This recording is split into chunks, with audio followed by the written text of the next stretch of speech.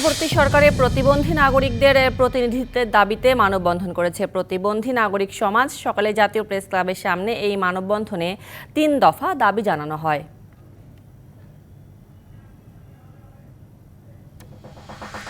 গাজীপুর জেলা কারাগারে আজও বিদ্রোহ করেছে বন্দীরা। এ সময় কারারক্ষীদের রাবার বুলেটের আঘাতে ১৬ জন বন্দী ও ৩ জন কারারক্ষী সহ ১৯ জন আহত হন।